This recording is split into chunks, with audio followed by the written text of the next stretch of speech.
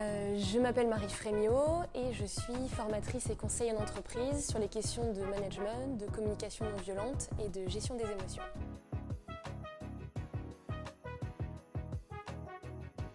Un leitmotiv, mon leitmotiv ça serait Pressure make diamonds, où en fait il faut être dans l'action. Oui, ça fait peur, oui, il y a de la pression, oui, c'est une vie d'entrepreneur, c'est une vie à 2000 à l'heure, mais en même temps, dès qu'on est dans l'action, les choses avancent. Alors ça avance pas toujours dans le sens qu'on voulait ou qu'on pensait, mais c'est pas grave, ça fait bouger les choses et ça redonne des orientations à notre activité, c'est ce qui fait qu'on s'ennuie pas aussi. Je pense que quand on croit très fortement en quelque chose et qu'on a des valeurs et qu'on veut les transmettre par son activité professionnelle, on ne se trompe pas parce qu'on aura toujours l'énergie pour avancer et l'énergie pour continuer d'essayer alors qu'il y a des obstacles et qu'il y a des difficultés. Donc, message à toutes les personnes qui veulent être entrepreneurs, si le projet tient vraiment à cœur et si on est prêt à faire plein de choses pour que ce projet naisse, il faut y aller parce qu'il n'y a pas de plus belle chose que de mettre en place les choses dans lesquelles on croit.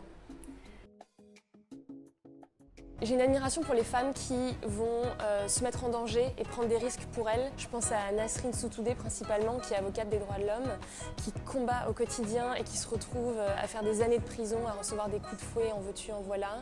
Je pense à Winnie Mandela, je pense à Emmeline Pankhurst, toutes ces femmes qui ont mis de côté leur vie et qui ont fait ça pour une autre communauté de personnes.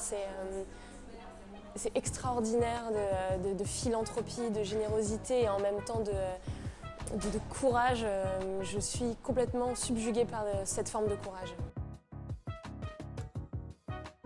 Bon, il y a beaucoup de sujets d'actualité qui me font réagir, mais moi je pense à un sujet qui est tout le temps d'actualité en fait et qui me révolte complètement, c'est les questions d'excision. Déjà dans le monde, mais en France, il y a Marlène Schiappa qui est intervenue sur ce sujet là, il y a quelques jours. Encore 60 000 femmes qui sont concernées en France alors que c'est interdit et que ça met gravement en danger la santé de ces femmes. Ça c'est un sujet d'actualité qui dure depuis des années mais qui est toujours d'actualité et que je trouve révoltant. Je pense être militante, mais pas parce que je suis une femme entrepreneuse. Je pense que je suis militante parce que je lutte vraiment pour qu'il y ait une prise de conscience des entreprises sur les questions de communication, de gestion des émotions. Je suis militante parce que je lutte pour que le virage managérial soit enfin pris par les entreprises, qu'on arrête de mettre des baby-foot et des corbeilles de fruits qui servent à rien et qu'on fasse vraiment des choses pour que les collaborateurs se sentent bien. Donc c'est ça, mon côté militant d'entrepreneuse.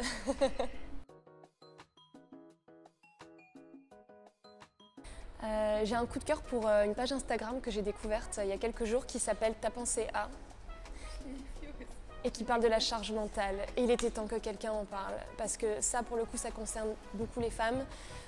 On demande beaucoup de choses aux femmes à notre époque, tant mieux. Mais ne négligeons pas la charge mentale qui peut être occasionnée soit par les hommes, soit par la société, soit par notre entourage. Et c'est bien qu'on en parle de façon humoristique et c'est bien que ça commence à entrer aussi dans le vocabulaire. Il y a une vraie charge mentale chez les femmes et il ne faut pas le négliger. 8 mars, pour moi, qui suis ancienne juriste, ça parle vraiment du droit des femmes. Et c'est une évidence. Alors, en France, on a une certaine forme d'équité qui est en train d'arriver, c'est une bonne chose. Tout n'est pas encore parfait, mais on avance bien. Par contre, je pense aux droits des femmes dans le monde. Je suis intervenue dans beaucoup d'ONG quand j'étais juriste et je suis désespérée de voir qu'il y a encore des pays où les femmes luttent, où on foule aux pieds le droit des femmes, que ce soit dans le Moyen-Orient, mais aussi dans beaucoup d'autres pays dont on n'a pas connaissance parce qu'on n'en parle pas dans les médias. C'est anormal qu'il faille lutter à ce point pour que nos droits soient respectés quand on est une femme. Donc je suis heureuse de vivre en France parce que j'ai beaucoup de chance d'avoir des droits et qu'ils soient respectés comme ça. Mais je pense beaucoup aux femmes dans d'autres pays et je suis désespérée de leur sort.